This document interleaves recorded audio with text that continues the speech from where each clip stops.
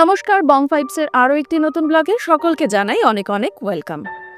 আজকে দুর্দান্ত স্বাদের একটা মাছের রেসিপি নিয়ে হাজির হয়েছি আপনাদের সামনে। রেসিপিটার নাম হলো ঢাকাই কাতলা। এই রেসিপিটা কিন্তু খুবই পুরনো দিনের একটা রেসিপি, হারিয়ে যাওয়া রেসিপিও কিন্তু বলতে পারেন। এটা কিন্তু একটা বাংলাদেশের রেসিপি। সত্যি কথা বলতে এই রেসিপিটা যখন আমি প্রথম ট্রাই করলাম বাড়িতে, তো সত্যি দারুণ হয়েছিল খেতে, মানে একদমই অন্যরকম একটা স্বাদের। তো ভাবলাম আপনাদের সাথেও রেসিপিটা শেয়ার করে ফেলি। তো আমি এখানে কাতলা মাছ নিয়েছি। তো এখানে কিন্তু যে পিসগুলো করেছি সেগুলো আমি ১০০ গ্রাম করে ওজনের পিস করেছি। কারণ হচ্ছে এই রেসিপিটা বানানোর জন্য কিন্তু একটু বড় সাইজের মাছের প্রয়োজন। তো কাতলা, রুই, মৃগেল যে কোনো ধরনের বড় সাইজের মাছ দিয়ে কিন্তু এই রেসিপিটা বানানো যাবে। তো মাছগুলো ধুয়ে নিয়েছি। এবার কিন্তু আমরা কড়াইতেই রান্নাটা শুরু করব, ম্যারিনেশনও করব, সবকিছুই করব। তো দেখতে থাকুন পুরো ভিডিওটা স্কিপ না করে। তো মাছটা নিয়েই প্রথমে আমি এখানে নুন আর হলুদ দিয়ে মাখিয়ে নিলাম।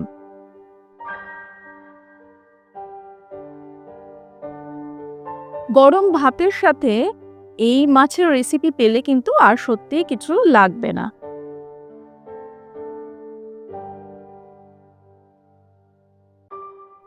তো এখানে আমি পেঁয়াজের পেস্ট বানিয়েছি।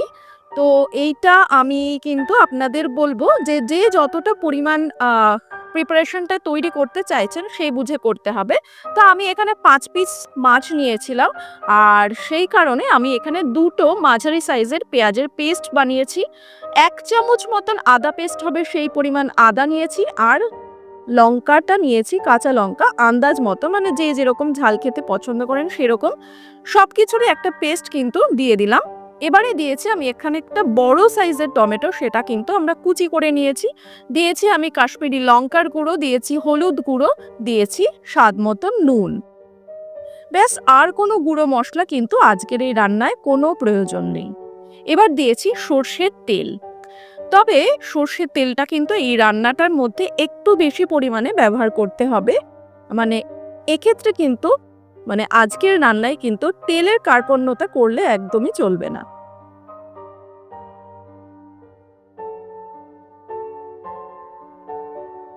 তো তেল আর সমস্ত মশলা পেস্ট দিয়ে আমরা হাত দিয়ে বেশ ভালো করে মাছটাকে মাখিয়ে নেব।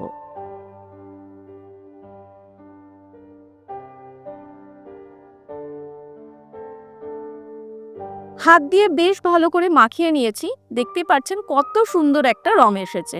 এবারে আবারও একটু তেল ওপর দিয়ে দিয়ে দিলাম। ওই যে আগেই বললাম যে তেলের কিন্তু কার্পণ্যতা করলে চলবে না। তো এবারে গ্যাসের ফ্লেম আমি অন করে প্রথমেই হাই ফ্লেমে আমাকে রান্নাটা শুরু করতে হবে।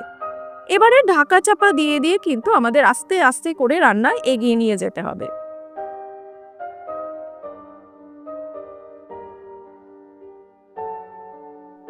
তো ঢাকা দিয়ে রেখেছিলাম। ঢাকা দিয়ে রাখার পর খুলে আমি মাছটা কিন্তু হালকা করে উল্টে নেব। যেহেতু কাঁচা মাছ, তাই উল্টানোর সময় একটু কিন্তু সাবধানতা অবলম্বন করতে হবে, তা না হলে মাছটা ভেঙে যাবে।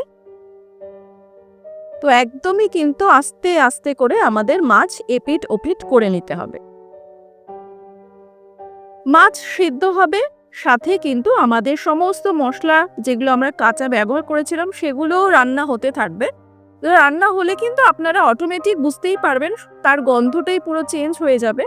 তো মোটামুটি এই রান্নাটা করতে কিন্তু একটু টাইম লাগে, ৩০ থেকে ৩৫ মিনিট মতন টাইম কিন্তু আপনাদের লাগবে। তো তাতেই একদম দেখবেন যে রান্নাটা কমপ্লিট হয়ে যাবে, তেল ওপরে ছেড়ে চলে আসবে, আপনারা বুঝতেও পেরে যাবেন। গরম ভাতের সাথে আজকের রেসিপি কিন্তু সত্যিই দুর্দান্ত লাগে। আর রান্নাটা যদি ভালো লেগে থাকে অবশ্যই কিন্তু সাবস্ক্রাইব করবেন, পাশে থাকা বেল আইকন অন করে নেবেন। একদম শেষে কিন্তু আমি এখানে ধনেপাতা কুচি ছড়িয়ে দিয়ে দিলাম।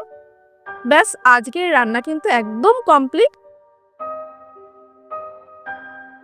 আজকের রেসিপিটা কেমন লাগলো কমেন্ট করে কিন্তু জানাতে ভুলবেন না। আশা করছি আপনাদের সকলের বেশ ভালোই লাগবে।